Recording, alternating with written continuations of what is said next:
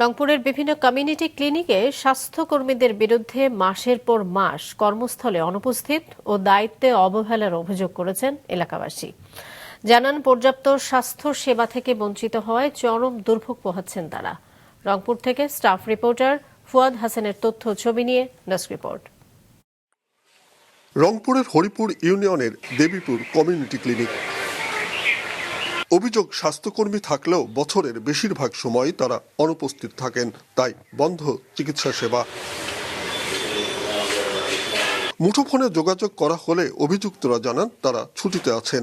ক্লিনিককে সেখানে কিন্তু সময় দিতে গেলে আমাদের ফ্যামিলি প্ল্যানিং এর কাজ হবে না।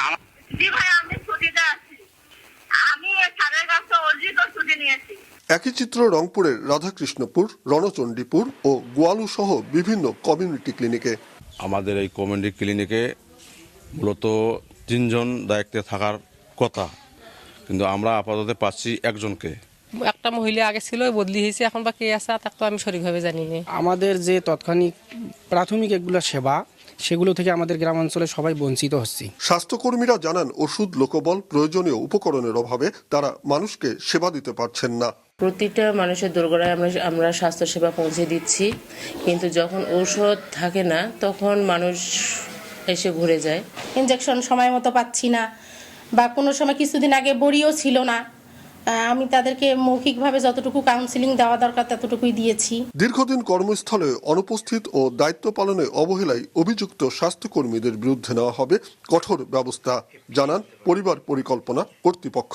উনি বিধি অনুযায়ী 15 দিনের জায়গায় 30 দিন ছুটি কাটাতে পারে না। আর যেহেতু আমরা জানতে পারলাম যে এরকম একটা বিষয় ঘটছে, আমরা বিধি অনুযায়ী খুবই দ্রুততার সাথে, যেটা আমাদের আইন বিধি আছে, এটা অনুযায়ী আমরা তদন্ত করে ব্যবস্থা নিব দ্রুত। মানুষের দোরগোড়ায় স্বাস্থ্যসেবাটা দেওয়াটাই পরিবার পরিকল্পনা বিভাগের দায়িত্ব এবং আমরা ওইভাবেই সেবাটা দিতে বলেছি। তারপরেও যদি কেউ ব্যত্যয় করে তাহলে বিভাগীয় ব্যবস্থা থেকে শুরু করে যে ধরনের ব্যবস্থা নেওয়া দরকার আমরা এটা ড্রাস্টিক অ্যাকশন নেব। রংপুরে মোট 310টি কমিউনিটি ক্লিনিক রয়েছে। মাছরাঙা নিউজ ডেস্ক।